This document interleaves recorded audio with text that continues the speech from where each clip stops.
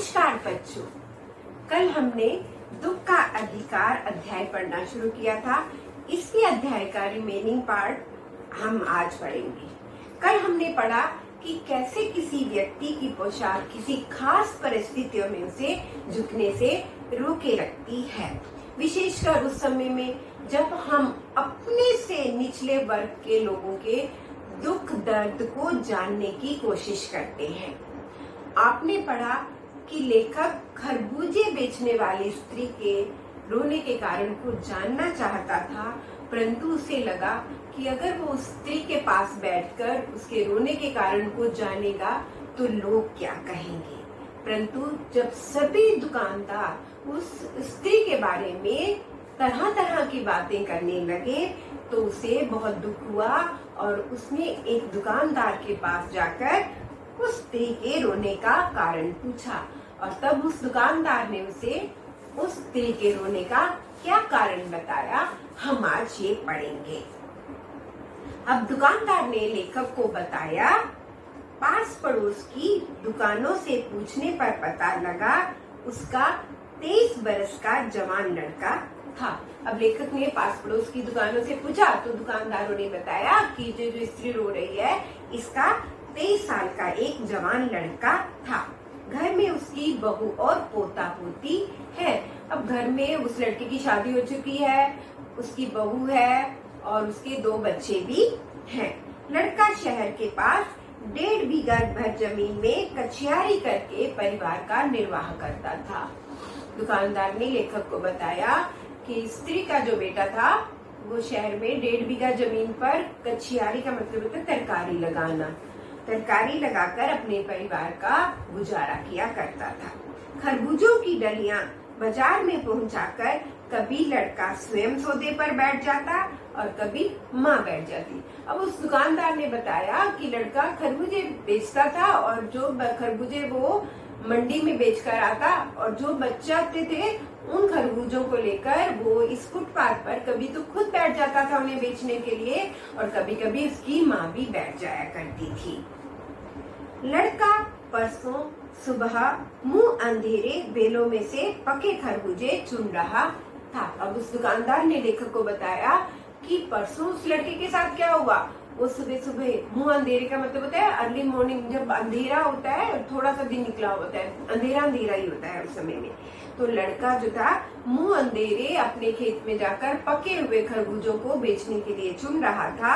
उस समय गीली मेड की तरावट में विश्राम करते हुए एक सांप पर लड़के का पैर पड़ गया। कहते हैं कि वहां पर खेत में मेड बनी होती है ना, जो मिट्टी को ऊंचा करके बनाया जाता है, पार्टीशन बाउंड्रीज बनाते हैं हम, तो वहां पर मिट्टी जो थी वो गीली थी और उस ठंडक में, तरावट का मतलब होता है ठंडक में, गर्मी के दिन थे तो एक खेतों में सांप होते ही हैं, तो एक सांप निकलकर वो उस मेल के ऊपर आकर बैठ गया और विश्राम करने लगा। अब लड़का अंधेरा था, लड़के को पता नहीं चला कि यहाँ पर सांप है और अनजाने में उसका पैर जो था वो सांप पर पड़ गया।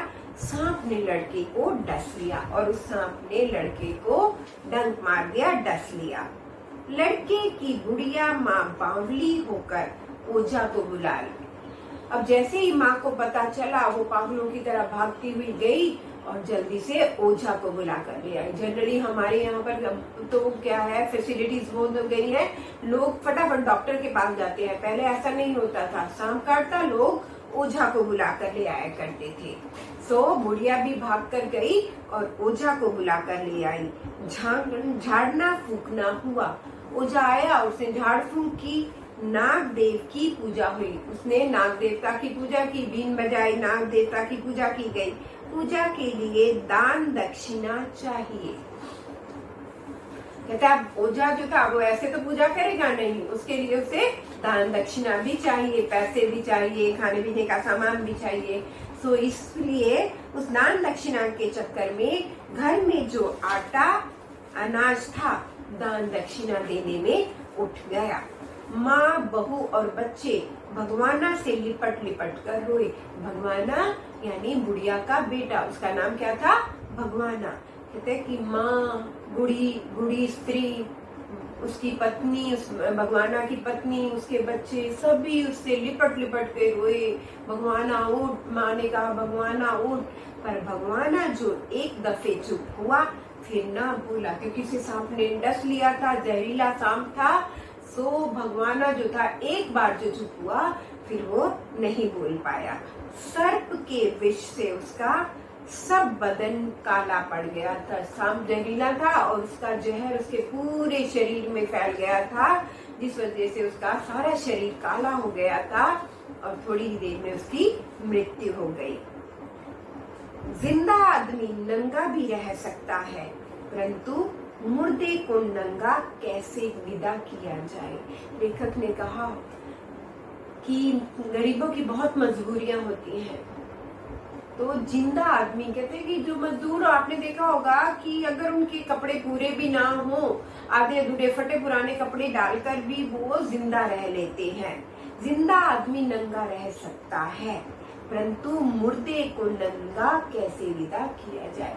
मुर्दे को फटे पुराने कपड़ों के साथ तो विदा नहीं किया जा सकता, उसको तो कफन उड़ाना ही पड़ेगा, और उस कफन को लाने के लिए वो भी नया होना चाहिए। तो उसके लिए तो बजाज की दुकान से नया कपड़ा लाना ही होगा, चाहे उसके लिए माँ के हाथों के छन्नी कंकना ही क्यों ना बिक जाए। कहते ये तो रीत है, हिंदू वो है कि ये रीतों ने निभानी भी पड़ेगी, चाहे इसके लिए उनके हाथ पैर में जो उनकी लास्ट पूंजी, जो कोई छोटी सी, अगर कोई अंगूठी हाथ में पहनने वाला कोई गहना, कोई भी कुछ भी रह गया होगा, तो उसे बेचकर उसे क्रियाक्रम का सामान तो का उपलब्ध करवाना ही होगा। सो भगवाना उसने जो भी गुड़िया के पास जो भी छोटी मोटी चीज रही होगी, वो सारी किसमें खर्च हो गई? भगवाना का क्रियाक्रम करवाने में, उसका दाह संस्कार करवाने में। भगवाना परलोक चला गया, भगवाना तो उसकी मृत्यु हो गई, वो तो दूसरे लोक चला गया। घर में जो कुछ चुनी भूसी थी, सो उसे विदा करने में चली गई। घर में जो भी पैसा सामान था, वो सब उसके क्रियाक्रम में चला गया, लग गया। बाप नहीं रहा तो क्या, लड़के सुबह उठते ही भूख से बिलबिलाने लगे। अब बच्चे जो होते, बच्चे तो बच्चे ही होते हैं ना। कल उनको पता था भगवाना मरा हुआ है और सब रो रहे हैं, तो वो भी उनके साथ रोए और रो रो कर वो सो गए। अगले दिन उठे तो वो भूल गए थे कि क्यों भूल गए थे, क्योंकि उनके पेट में भूख थी, वो भूखे थे। और सुबह उठते ही उन्होंने, बच्चों ने भूख से बिलबिलाना शुरू कर दिया, रोना शुरू कर दिया। दादी ने उन्हें खाने के लिए खरबूजे दे दिए। घर में और तो कुछ था नहीं, खरबूजे ही पड़े हुए थे। सो बूढ़ी स्त्री, उसकी दादी ने, उन बच्चों की दादी ने उन्हें खाने के लिए खरबूजे दे दिए। लेकिन बहू को क्या देती? बूढ़ी बहू को क्या देती? बहू को क्या ऐसा हुआ था? बहू का बदन बुखार से तवे की तरह तप रहा था। भगवाना की पत्नी पति के वियोग को सहन नहीं कर पाई थी और उसे बहुत तेज बुखार हो गया था। उसका पूरा शरीर जैसा तवा होता है ना, जिस पर हम चपाती बनाते हैं, रोटी बनाते हैं, तो वो गर्म हो जाता है, तो पूरा गर्म हो जाता है। तो कहते हैं भगवाना की जो पत्नी थी, उसका शरीर भी पूरा तवे के समान तप रहा था, उसे बहुत तेज बुखार था। अब बेटे के बिना बुढ़िया को दुअन्नी चमन्नी भी कौन उधार देता। कहते बुढ़िया के बेटे की मृत्यु हो गई थी, जो कमाने वाला था वो तो स्वर्ग सिधार गया था। अब बुढ़िया ने लोगों से उधार मांगा, किसी ने भी बहाने बनाकर उसे उधार देने से इनकार कर दिया। लोग सोचते थे कि कमाने वाला तो मर गया, अगर हम आज इसको उधार देते हैं तो ये उधार, हमारा उधार चुकता कैसे करेंगी। सो सब लोगों ने से बहाने बनाकर उधार देने से मना कर दिया। तो बुढ़िया क्या करती? बुढ़िया रोते रोते और आंसू पोंछते पोंछते भगवाना के बटोरे हुए खरबूजे डलिया में समेटकर बाजार की ओर चली, और चारा ही क्या था। अब बुढ़िया के पास और कोई चारा नहीं था, बहू का इलाज कैसे करवाए। लोगों ने उसे पैसे देने से इनकार कर दिया, कोई उसे उधार नहीं दे रहा था। तो अब उसके पास बाजार जाकर खरबूजे बेचने के सिवा और कोई भी चारा नहीं था। इसलिए बुढ़िया रोते रोते उठी और उसने जितने भी खरबूजे थे उनको समेट कर इकट्ठे करके टोकरी में डाला और उन्हें बेचने के लिए बाजार की ओर चल पड़ी, क्योंकि उसके पास इसके अलावा और कोई भी चारा नहीं था। बुढ़िया खरबूजे बेचने का साहस करके आई थी, परंतु सिर पर चादर लपेटे, सिर को घुटनों पर टिकाए हुए फफक फफक कर रो रही थी। बुढ़िया आ तो गई थी, पर उसके जवान बेटे की मृत्यु हो गई थी और उसे वो सहन नहीं कर पा रही थी। इसलिए जैसे ही वो वहां पर बैठते ही उसने अपने चादर पर से सिर को लपेटा और घुटनों में सिर को रखकर रोने लग गई। कल जिसका बेटा चल बसा, आज वह बाजार में सौदा बेचने चली है। हाय रे पत्थर दे। अब लेखक को पता चला तो वो बहुत हैरान हुआ कि कल इस औरत का लड़के की मृत्यु हुई, जवान लड़के की मृत्यु हुई, और आज यह औरत अपने बेटे के गम से दुखी होकर भी बाजार में सौदा बेचने चली आई है। और हाय रे ये पत्थर दिल इंसान, जिनको इस औरत से कोई भी सहानुभूति नहीं है, वो इसका सिंपैथी, इसको सहानुभूति, सांत्वना देने की बजाय वो सब इससे घृणा कर रहे हैं। अब लेखक को याद आया कि उसके पड़ोस में भी एक संभ्रांत अमीर महिला के पुत्र की मृत्यु हुई थी, तो उस समय उसके साथ क्या हुआ था। उस पुत्र वियोगिनी के दुख का अंदाजा लगाने के लिए पिछले साल अपने पड़ोस में पुत्र की मृत्यु से दुखी माता के विषय में सोचने लगा। अब जैसे उसने देखा कि बुढ़िया अपने पुत्र के दुख में बहुत दुखी है और रो रही है, तो उसे उसी समय अपने पड़ोस में रहने वाली एक महिला की याद आ गई, जिसके भी बेटे की भी मृत्यु हुई थी। वह संभ्रांत महिला पुत्र की मृत्यु के बाद 2.5 मास तक पलंग से न उठ सकी थी। अब उसे याद आया कि वो जो संभ्रांत महिला का मतलब है अमीर महिला।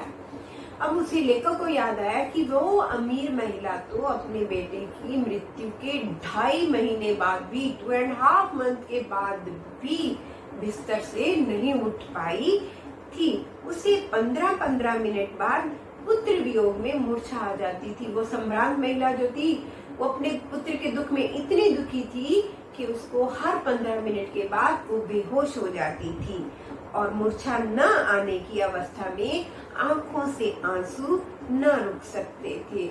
और वो उसे याद आया कि वो महिला जो थी, जो अमीर महिला थी, वो यहाँ तो बेहोश हो जाती थी, और फिर अगर बेहोशी से जैसे ही उठती थी वैसे ही वो रोना शुरू कर देती। उसकी आंखों से आंसू ही नहीं थमते थे। 2 डॉक्टर हरदम उसके सिराने पर बैठे रहते थे। 2 डॉक्टर उसका इलाज करने के लिए उसके पास हमेशा बैठे रहते थे। हरदम सिर पर बर्फ रखी जाती थी कि इसको बुखार ना हो जाए। बर्फ की पट्टियां उसके सिर के ऊपर रखी जा रही थी। शहर भर के लोगों के मन उस पुत्र शोक से द्रवित हो उठे थे।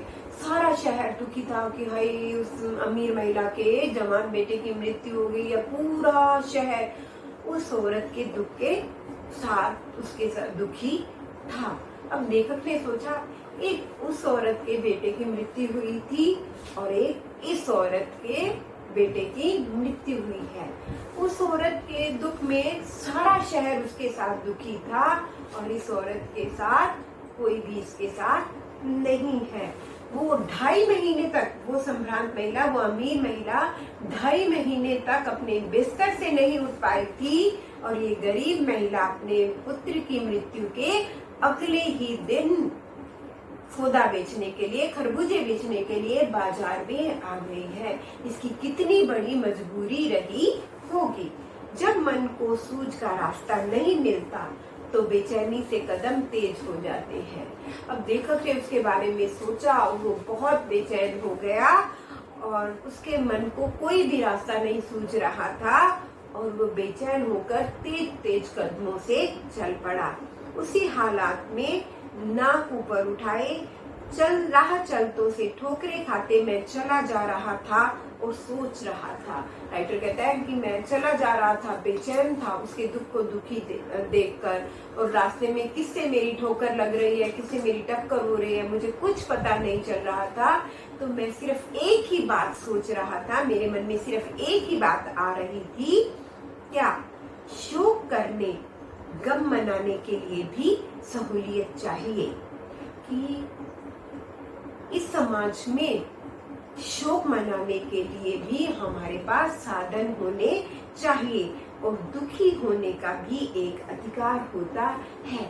अगर हमारे पास साधन है तो हमें दुखी होने का अधिकार है। अब राइटर सोच रहा है कि हाँ, गम मनाने के लिए भी हमारे पास सहूलियत होनी चाहिए, साधन होने चाहिए। अब उस अमीर महिला के पास साधन थे, वो घर पर, उसके पास घर का गुजारा चलाने के लिए उसके पास पैसा था, उसे घर परिवार को चलाने की चिंता नहीं थी, इसलिए वो जितने भी दिन अपने पुत्र की मृत्यु का शोक मनाना चाहती, उसे मनाने का अधिकार था। परंतु एक ये गरीब महिला थी जिसे पता था कि कल मेरे घर पर बेटे का निर्वाह, मेरे घर पर का बच्चों का निर्वाह करने के लिए कोई भी नहीं है, सो उसे अधिकार नहीं है, शोक मनाने का अधिकार नहीं है। ये सोचता सोचता लेखक जा रहा था। तो बच्चों, यहाँ पर ये चैप्टर ओवर हुआ और इस चैप्टर से हमें ये है कि सीख मिलती है कि हमें लोगों के दुख को देखकर उसे अवॉइड नहीं करना चाहिए, निग्लेक्ट नहीं करना चाहिए कि, और हमें ये कोशिश करनी चाहिए कि अगर हम किसी दुखी व्यक्ति को देखते हैं तो उसके दुख के कारण को जानने का हमें प्रयास करना चाहिए, उसके दुख को दूर करने का हमें प्रयास करना चाहिए। क्योंकि अगर वो दुकानदार भी उस औरत के दुख में बराबर के दुखी होते तो शायद वो अपने बेटे के क्रिया को अच्छे से निभा पाती, अपने बेटे के दुख को अच्छे से निभा पाती। तो यहाँ पर हमारे चैप्टर ओवर हुआ। इस चैप्टर से रिलेटेड क्वेश्चन आंसर जो है वो स्कूल की वेबसाइट पर आपको, वेब पेज पर आपको अवेलेबल होंगे, वो मिल जाएंगे, वहां से आप उन क्वेश्चन आंसर्स को आप अपनी नोटबुक में कॉपी कर सकते हैं। धन्यवाद।